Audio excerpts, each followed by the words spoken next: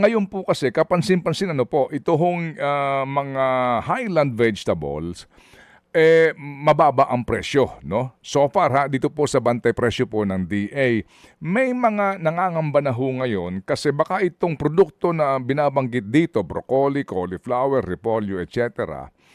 Sa ngayon may supply pa pero baka daw po dumating ang pagkakataon na dahil nga sa marami po nalugi, hindi nag-harvest at baka po malate din po yung taniman na eventually mawalan ka na ng supply for Metro Manila. Ano po ang inyo pong magiging response dyan kapag nangyari yan?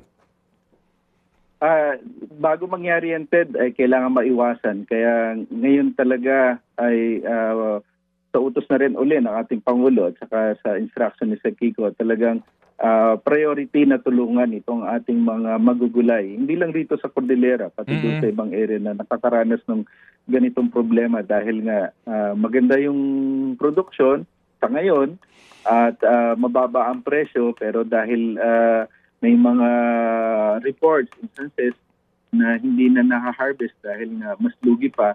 Kaya yun ang ina-actionan ngayon at tinutulungan at nagbigay na ng instruction nga, as I mentioned kanina, sa mga regional field offices. May mga area lang na namimiss. Pero yun nga, hingin namin ulit, Manong Ted, yung mga area na ito para mapuntahan ulit ng ating regional field offices kasi doon talaga tayo may control sa ating region.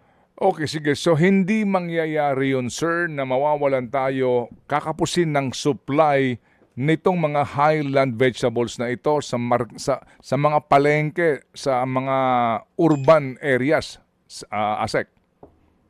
Yan ang iiwasan natin, Manong Ted. Okay. Kaya this early talaga may mga action na ginagawa. Kasi tama ka, ayaw natin na mangyari yung mga ganun. Mga kapatid, para sa iba pang mga balita at impormasyon, sundan niyo po kami sa X, Instagram, Facebook at syempre sa TikTok, True Network PH. Mag-subscribe din po kayo sa aming YouTube channel, True Network. May website din po tayo, truenetwork.ph. At pwede nyo rin po kaming mapanood sa Channel 19 ng aming True FM TV. Lagi pa rin makinig sa radyo dito po sa 105.9 True FM dahil dito, lagi po sa'yo, kapatid. Dito tayo sa totoo, tunay at tapat.